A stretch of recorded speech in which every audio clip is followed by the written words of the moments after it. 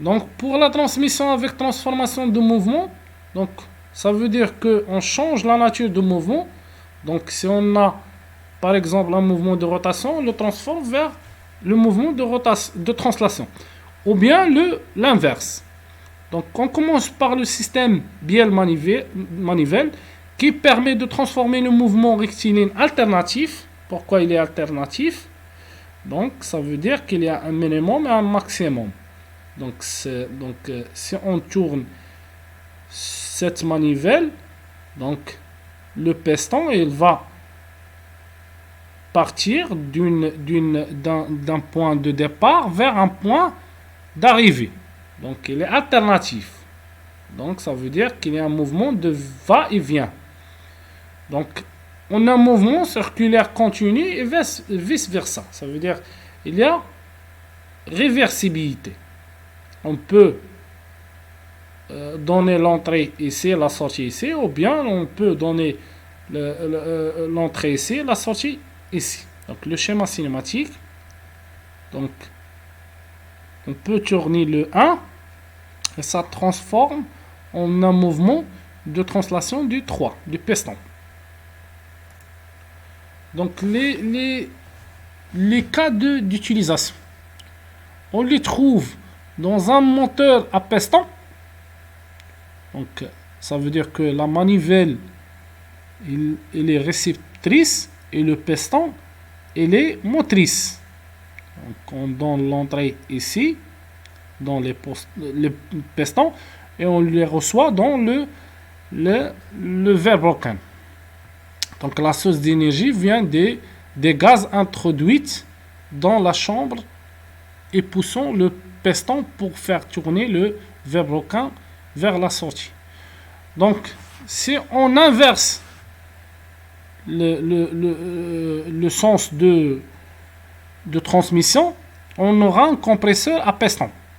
Donc, la manivelle est alors motrice. C'est-à-dire, la manivelle, c'est motrice. Elle va tourner pour avoir la sortie dans les pistons. Donc, un couple moteur appliqué à la manivelle anime l'ensemble. Donc, le piston propulse alors le fluide continu dans une chambre. Donc, vous savez que le compresseur est alimenté par une énergie électrique afin d'avoir un air comprimé dans la sortie des pistons. Donc, le deuxième exemple, c'est les vis écrous. Donc, l'ensemble vis écrous a deux rôles. Si l'on parle d'un boulon, il permet d'assembler deux ou plusieurs pièces. Si on parle du système, c'est un mécanisme qui a pour but de changer la nature d'un mouvement de rotation en un mouvement de translation. Donc, on parle de ce deuxième rôle. Donc, si vous voyez ici, donc il y a deux cas. Donc, vous voyez ici la rotation. Donc, l'entrée, c'est quoi? L'entrée, c'est la vis. La sortie, c'est l'écrou. Ici, l'entrée, c'est la vis. La sortie, c'est... L'entrée, c'est l'écrou et la sortie, c'est la vis. Donc, si vous voyez ici, donc deux utilisations. L'étau à mort mobile. On fixe les pièces ici. On les serre à partir de la vis. Donc, l'écrou ici. Donc, un autre système, c'est la vanne. Si on fait tourner le poignet de la vanne, donc cette vis va se déplacer. Donc, l'écrou, il se déplace. Donc, elle va fermer la vanne ou bien ouvrir la vanne. Donc, la fonction du système vis-écrou. Donc, les transmissions par système vis-écrou utilisent une liaison hélicoïdale. Donc, vous voyez ici, c'est hélicoïdal. C'est une hélice ayant pour base une vis et un écrou ou plusieurs filets. Un ou plusieurs filets. On trouve un ou plusieurs filets dans l'écrou et la vis. Et ayant des pas identiques. Donc, pour que l'écrou fonctionne avec une vis, il faut que la vis et l'écrou avoir le même pas. Donc, cette liaison conduit à une transformation de mouvement de rotation en translation ou de translation en rotation. Donc, le troisième système, c'est les cams.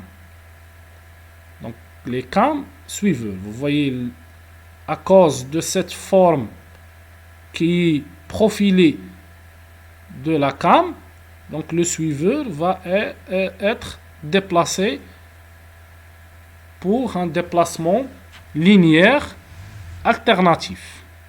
Donc leur fonction est de transformer un mouvement circulaire continu en un mouvement rectiligne alternatif. Donc ce système n'est pas réversible. Donc on ne peut pas, si par exemple on déplace ce suiveur, on n'aura pas de rotation de la cam. Donc c'est irréversible. Donc les types de cam, donc vous voyez ici cam disque et cam tambour et cam à rainure. Donc le fameux utilisation des cams, c'est l'arbre à cam dans les moteurs à combustible pour les automobiles. Donc la rotation des cams, de l'arbre à cam, transforme le mouvement vers les soupapes qui permettent l'injection des combustibles dans la chambre des pistons. Donc le troisième système, ou bien le quatrième système, c'est les pignons crémaillères. On a déjà vu les engrenages. Donc le système des pignons crémaillères est principalement utilisé pour transformer un mouvement rotatif en un mouvement de translation. La rotation vers une translation, donc, ou le contraire. Donc il est constitué d'une roue dentée, donc le pignon, et d'une barre elle aussi dentée, c'est la crémaillère. Donc vous voyez ici l'utilisation de le pignon crémaillère, dans le système pignon crémaillère. Un tel mécanisme est utilisé dans les automobiles pour convertir la rotation du volant au mouvement de gauche et droite des barres de conduite. Donc vous voyez ici, c'est une crémaillère pignon. Donc pour tourner les roues d'une automobile, donc on utilise des pignons crémaillères pour cette fonction.